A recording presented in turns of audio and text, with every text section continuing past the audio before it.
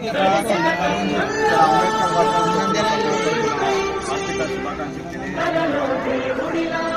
అందరూ తెలుసుకోవాల్సిన ఓట్ హక్కు ఎలా వచ్చింది, ఎవరి వల్ల వచ్చింది అంటే చివరిగా మన దేశాన్ని పరిపాలించినటువంటి బ్రిటన్ ప్రధాని లార్డ్ మౌంటన్ బ్రాటే ఉండేది.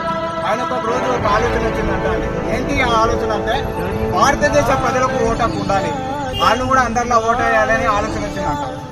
అప్పుడు మనం గొప్పవాళ్ళు, మేధావులు, మహాత్ములు, మహాత్మా గాంధీలు అనుకునేటటువంటి వ్యక్తులు ఏమని ప్రతిపాదించారు, ఏమని స్పందించారు అంటే 5 ఎకరాల భూమి ఉన్న వారికి ఓటు హక్కు ఉండాలి, డిగ్రీ గ్రాడ్యుయేట్ పట్టా ఓటర్స్ వారికి ఓటు హక్కు ఉండాలి, రాజకీయ రాయల్ ఫ్యామిలీస్కే ఓటు హక్కు ఉండాలి, ఇన్కమ్ ట్యాక్స్ కట్టే వారికి ఓటు హక్కు ఉండాలని ప్రతిపాదించారు. మన డాక్టర్ బాబాసాహెబ్ అంబేద్కర్ గారు మాత్రం అది తప్పు, అది రాంగ్, కరెక్ట్ కాదు అని వాటి ప్రతిపాదనలన్నిటిని తిరస్కరించి భారతదేశంలో సజీవంగా ఉన్నటువంటి లింగ వర్గ విభేదం లేకుండా వయోజనులైనటువంటి ప్రతి ఒక్కరికి ఓటు హక్కు ఉండాలని సౌత్ భారత్ కమిషన్ లో పోరాడి ఈ రోజు ఓటు హక్కు కల్పించినటువంటి వ్యక్తి డాక్టర్ బాబాసాహెబ్ అంబేద్కర్.